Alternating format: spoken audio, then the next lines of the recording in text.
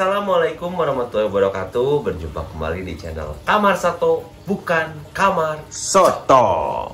Di kesempatan kali ini, kemarin kan saya dapet WA ya dari Om Bais Aquatic Cantilan. Dan dia bertanya mengenai Aurantinya kenapa udah 1 tahun itu gak kunjung naik ya mentalnya.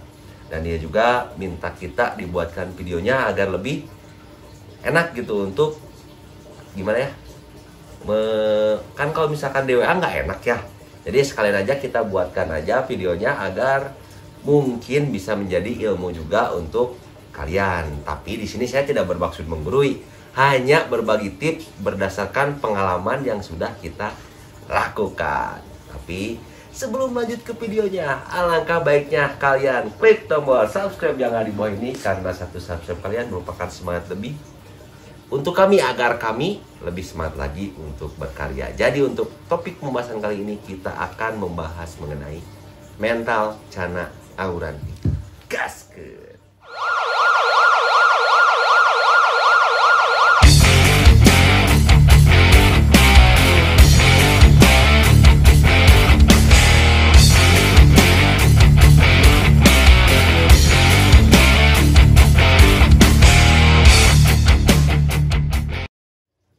Nah, jadi untuk mental Chana Auranti sendiri itu gini ya Om, yang pertama itu dari saya pribadi ya, emang kembali ke karakter ikannya sendiri. Ada ikan yang mudah flaring, ada juga ikan yang susah untuk flaring. Cuman ya kita bisa usahakanlah dengan cara-cara atau treatment cara menaikkan mental Chana Auranti.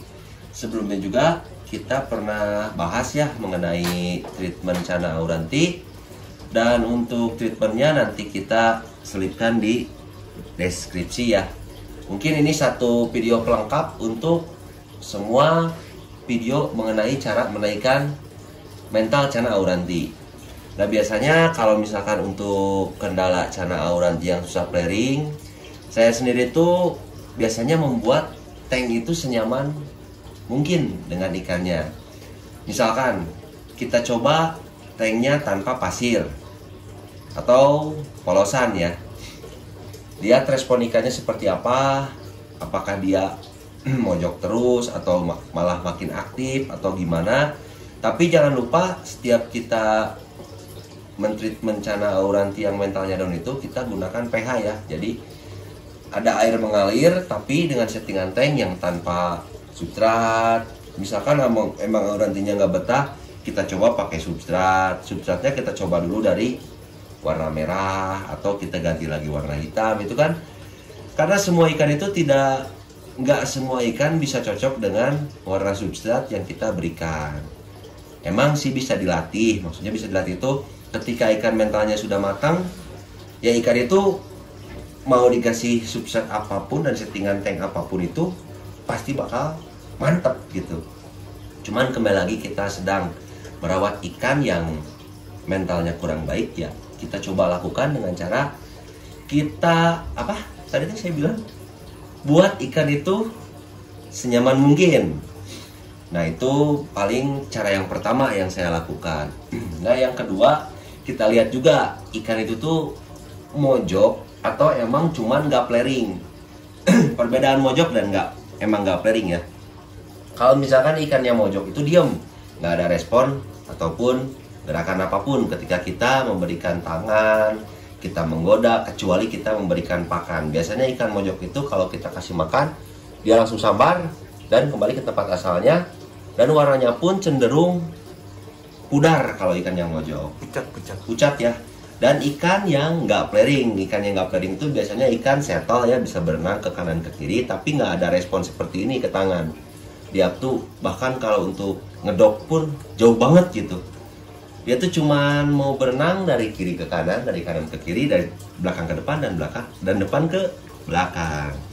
Nah biasanya kalau untuk kasus ikan itu settle tapi tidak mau flaring, saya biasanya melihat dulu ikan itu gemuk atau tidak. Nah kalau misalkan emang ikan itu gemuk, kita coba puasakan ya. Dan untuk pakan, untuk menaikkan birahi ikan tersebut dan mental tersebut, saya biasanya menggunakan ulat hongkong atau saya menggunakan bancet. Karena untuk bancet itu agak susah, jadi alternatifnya kita gunakan ulat hongkong atau jangkrik. Untuk pemberian pakannya ya kita sesuaikan. Kalau misalkan ikannya terlalu gemuk ya kita puasakan lah, kita kasih makan 3 hari sekali dengan porsi yang sedikit sampai dengan ikan itu porsinya proporsionalisasi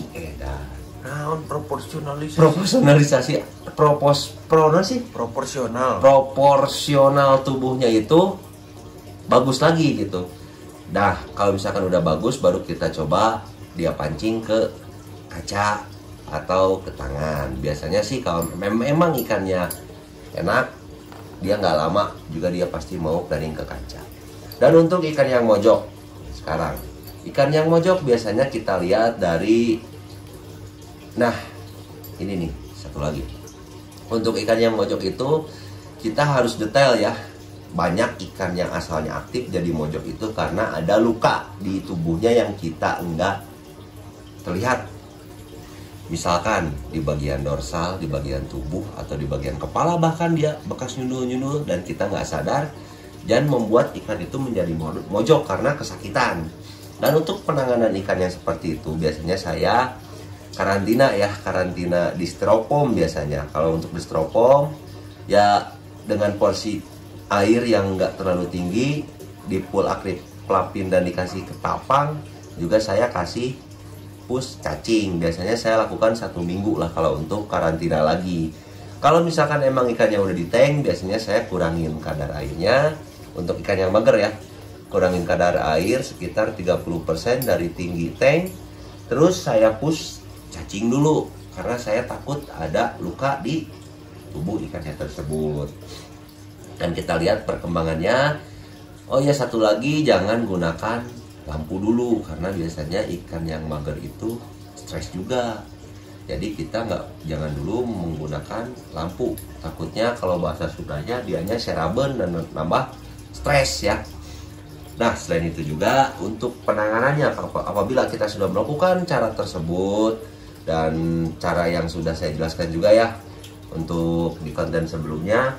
Nah, ada lagi nih caranya, itu dengan cara kita sekat dengan ikan yang seukuran. Syukur-syukur kalau misalkan emang aurantinya ada 2, kita bisa sekat ikan aurantinya kanan dan kiri. Nah, untuk sekatnya sendiri saya sarankan itu jangan sekat full polos semuanya. Tapi nah, misal ini kaca ya. Ya ini kaca full kaca polos. Biasanya saya lubangin di tengahnya. Ininya full solasi semua. Kita lubangin di tengah dengan maksud dan tujuan agar si ikannya itu bisa patoong-toong dari kanan ke kiri. Tapi dia juga nggak selamanya patoong-toong gitu. Jadi ketika ikannya sama-sama flaring, kita coba gedor pakai tangan. Alihkan perhatian ikan itu ke tangan kita gitu. Nah, kita coba aja terus sampai benar-benar ikan itu ketika ngelihat tangan kita, dia mau flaring, dia mau mendekat, bahkan flaringnya sampai ngunci gitu. Nah, kalau sudah itu bisa kita singlein lagi ikannya. Biasanya sih kalau dengan cara itu suka manjur biasanya ya. Cuman itu kembali lagi ke karakter ikannya sendiri. Ada yang bisa seperti itu dan ada juga yang enggak. Nah, begitu. Dan cara yang terakhir yaitu cara yang ekstrim ya, yang saya juga udah pernah upload, yaitu dengan cara diberantemin. Nah, kalau saya biasanya untuk auranti yang ukurannya kecil, yang biasanya saya beranteminnya itu enggak dengan auranti lagi, tapi dengan cana limbata yang ukurannya lebih kecil sedikit, biar menang aurantinya. Soalnya kalau kita beri ikan limbatannya lebih gede, yang ditakutkan aurantinya kalah dan mentalnya semakin buruk. Dan untuk durasi pada pertandingan UFC atau MMA-nya sendiri, saya nggak pernah lama-lama sih. Saya cemplung, dia berantem, ya saya istilahnya gedor-gedor sedikit lah biar si ikannya tuh kelihatan mau flaring ke tangan ya.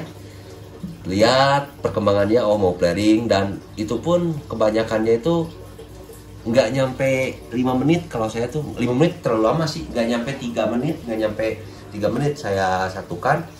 Itu dengan upaya ya ingin menaikkan mental si aurantinya tersebut. Dan ikan yang masuk atau dipindah itu bukan ikan aurantinya. Misal ini tank auranti kalian, nah ikan ini nggak dipindah, tapi ikan yang menjadi lawannya yang masuk ke tank dia. Dan nanti ikan yang jadi lawan itu yang pindah lagi. Karena apa? Karena ikan cana ini sendiri termasuk ikan yang teritori ya. Jadi ketika dia memiliki sifat menguasai tempat, otomatis dia mentalnya pun akan mempertahankan tempatnya sendiri. Nah itu alasan kenapa ikan aurantinya tidak yang dipindahkan atau bukan menjadi tamu ya. Begitu kira-kiranya untuk cara menaikkan mental auranti sih. Dan yang paling penting itu kalau saya pribadi perbanyak interaksi ya. Misalkan gini nih, ada lagi nih, ikan auranti mau pairing tipis-tipis. Tipis-tipis tuh ya berarti kayak gini ya misalkan. Nah tapi posisinya tangan dekat tapi ikannya buka tutup. Nah untuk yang ikan seperti itu biasanya saya pribadi ya, sekali lagi saya tidak bermaksud menggurui, tapi ini berdasarkan pengalaman saya. Saya pribadi untuk ikan yang udah mau mulai pairing tipis-tipis, biasanya saya nggak pernah melakukan pengedoran dulu.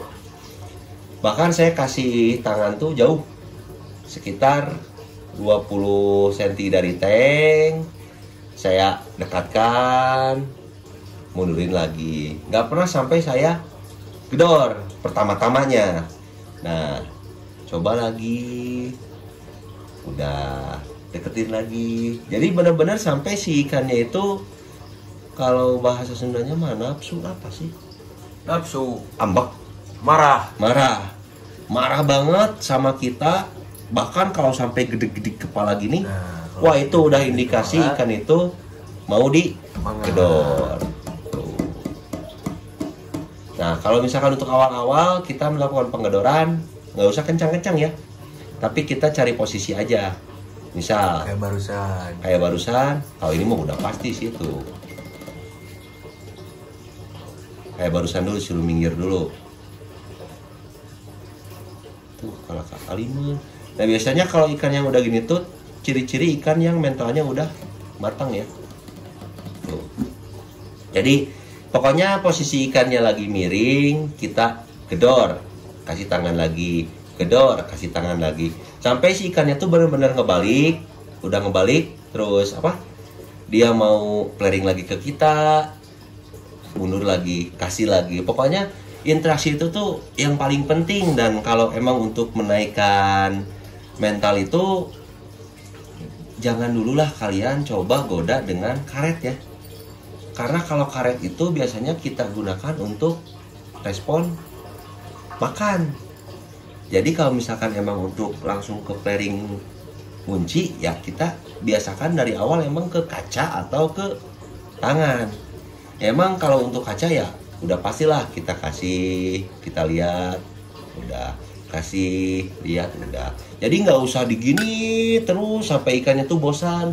Soalnya kalau kebanyakan digini juga ikan tuh malah setelah pairing dia tuh malah diem gitu.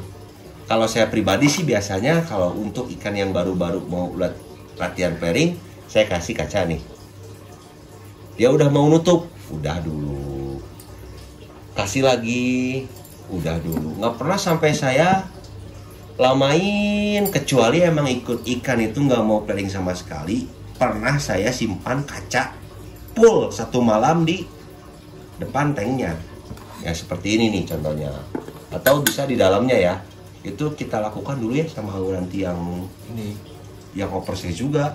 ini juga. Yang ini mah di sini kan, Iya, di atas. Ya cuman ini juga kan bekas mental down, pernah ini dikasih kaca semalam. Cuman ya ini apa sih, nggak sampai dimasukin kacanya, karena saya juga sebenarnya kalau untuk dimasukin takut juga ya. Untuk lihat tuh kaca kan ujungnya tajam-tajam, takutnya ada apa-apa. Kalau emang kalian mau masukin kaca bisa juga, tapi kacanya cari yang pinggirnya itu ada pelindungnya, atau bisa kalian apa, selimuti dengan selang aerator ya. Nah, dan alhamdulillah sekarang kacanya Pecah. Anti pecah. nggak apa-apa. Kita lanjut lagi ya. Jadi barusan itu udah sampai ke diadukan ya, diadukan di kaca. Nah, kira-kira ada tambahan lagi nggak? Nggak ada. Cukup ya, udah sangat jelas juga ya. Dan untuk penggunaan lampu itu tuh sebenarnya untuk penggunaan lampu itu kondisional juga ya. Saya nggak bisa jelaskan apakah harus menggunakan atau tidak. Itu sebenarnya kembali ke kita ya. Kita bisa melihat ikannya itu nyaman atau enggak sih pakai lampu. Yang pertama itu. Yang kedua, biasanya kalau kita mau main nggak nyalain lampu, nah kita main nyalain lampunya itu ketika kita mau interaksi dan ketika kita mau memberi pakan. Dan untuk ikan mager satu lagi nih tambahan, kalau bisa coba kalian kasih daun ketapang dulu sama akrip lapin. Soalnya yang kita takutkan itu ada luka ya. Kembali lagi ada luka yang emang nggak bisa kita lihat. Kan luka itu ada yang terlihat dan ada juga yang enggak. Nah itu takutnya itu termasuk luka yang tidak terlihat. Nah ini mungkin penyempurna dari semua konten mengenai treatment mental Auranti. Nanti saya mau bikin playlistnya juga ya untuk treatment mental. Dan kita bisa lihat semuanya di situ. Dan apabila ada yang kurang atau beda dengan pengalaman saya, bisa kalian tulis di kolom komentar. Karena kolom komentar itu tersedia untuk sharing. Sekali lagi saya tidak bermaksud menggurui, tapi saya berbicara mengenai pengalaman yang sudah saya lakukan tentunya dan sudah saya praktekkan dan ada hasilnya untuk saya pribadi. Sehat terus kalian semua, lancar rezeki, jangan lupa tersenyum, tetap di channel Kamar Sato, bukan Kamar Soto.